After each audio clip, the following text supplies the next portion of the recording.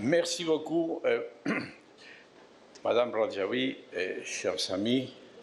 C'est avec une grande émotion que j'ai entendu les paroles très profondes en sentiment et en vérité de Madame Radjaoui. Et après cette introduction au point de vue des sentiments, même avec ma plus grande meilleure volonté, je ne serai pas à la hauteur de l'intensité, de l'émotion avec laquelle elle s'est exprimée. Mais à mon niveau, je dois vous dire que je suis très honoré de pouvoir vous rencontrer, vous tous et vous toutes, après les souffrances, l'expérience que vous avez subies à Ashraf et à Camp Liberty, et de vous voir libre. Cet exemple montre deux choses, l'exemple que vous avez vécu et que nous avons suivi.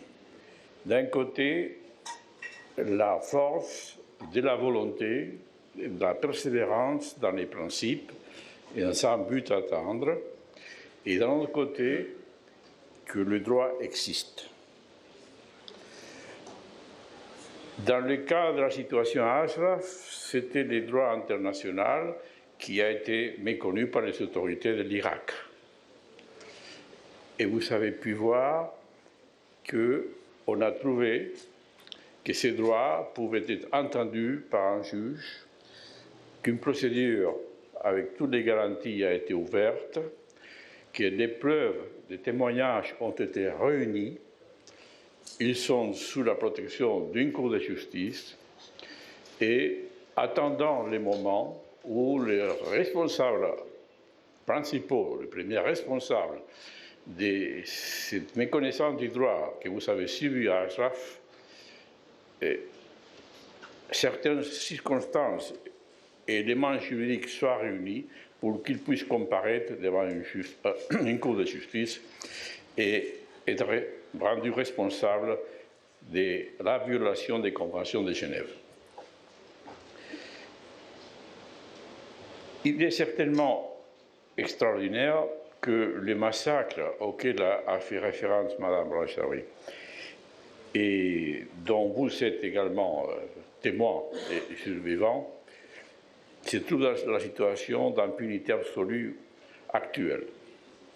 Alors la question se pose, quels sont les moyens dont dispose l'humanité pour faire face à cette offense à l'humanité, et ce n'est pas une redondance, que signifie ces massacres. Car des instruments juridiques existent. Vous devez savoir, et vous savez certainement, qu'après la Deuxième Guerre mondiale, la communauté internationale s'est donné un instrument pour prévenir et sanctionner les crimes de génocide. Il est devenu norme obligatoire depuis 1948. Et cette convention était en vigueur à l'intérieur de l'Iran lorsque les massacres ont eu lieu. Donc cela faisait partie du droit interne de l'Iran. Non seulement le droit commun, le droit pénal a été ignoré, le droit pénal iranien, mais également la convention contre le génocide ratifiée par l'Iran avant que le massacre soit commis.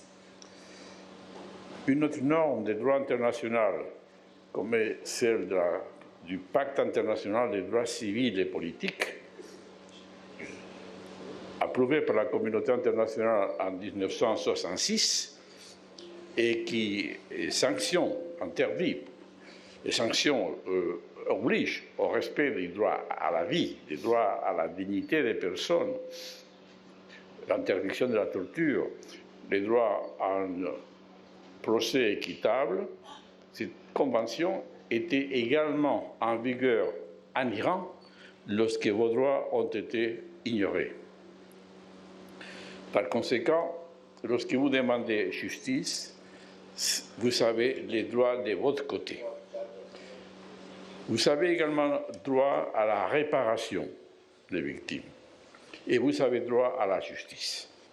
où se trouve une cour de justice à laquelle porter ces crimes. Nous savons, le grand problème est là, la cour de justice. L'idéal, tous les juristes sont d'accord, c'est que cette cour de justice s'ouvre en Iran.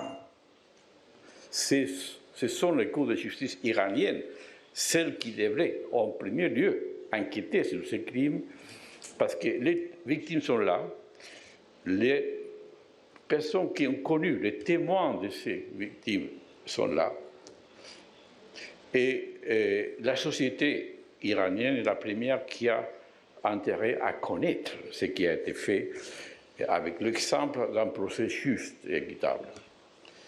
Donc, ça sera, comme Mme Al-Rajavi a indiqué, la preuve qu'un changement s'est produit vraiment en Iran le jour où cette enquête judiciaire pourra être ouverte en Iran. Maintenant, tant que cela n'a pas lieu, le droit a également d'autres instruments pour poursuivre les crimes de cette nature. Ces instruments sont singulièrement de deux ordres. D'un côté, les cours de justice nationales d'État qui reconnaissent les principes du droit, les principes de la juridiction universelle, de l'application des sanctions contre la violation du droit international, comme c'est votre cas. Il y a également le droit et la possibilité d'accéder aux tribunaux internationaux. Et vous avez raison que c'est le Conseil de sécurité des Nations Unies qui a la compétence pour créer cette Cour internationale, mais il y a également la Cour internationale de justice, qui a été créée en 1998, dont le traité de Rome est déjà en vigueur depuis l'année 2002.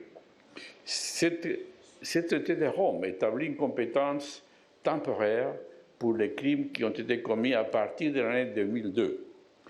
Mais, étant donné que dans le cas de l'Iran, il y a des crimes commis certainement à partir de 2002, donc ils sont sous la compétence temporaire de la Cour, mais il y a des problèmes, vous direz, mais la grande partie des morts ont eu lieu en 1988. Donc, la Cour n'a pas de compétence sur les crimes en 1988. Non, parce que dans la mesure où certaines des personnes qui ont été arrêtées, leur corps n'est pas encore apparu. Ils sont disparus. En droit international, ces dernières années, s'est consolidée la doctrine d'après laquelle, aussi longtemps que le corps n'est pas apparu, on considère qu'il y a une situation de séquestre permanent. Il y a un crime continu, qui continue depuis 1988 jusqu'à maintenant. Par conséquent, on peut soutenir devant la Cour internationale de justice qu'elle a la compétence temporaire pour initier une enquête sur ces crimes-là. Je partage entièrement l'exposé brillant qui a été fait par Mme Al-Rajavi. D'une chose, nous pouvons être sûrs, le droit international ne reconnaît pas l'amnistie que les régimes qui ont commis des crimes se donnent à eux-mêmes pour poursuivre, pour viser à l'impunité.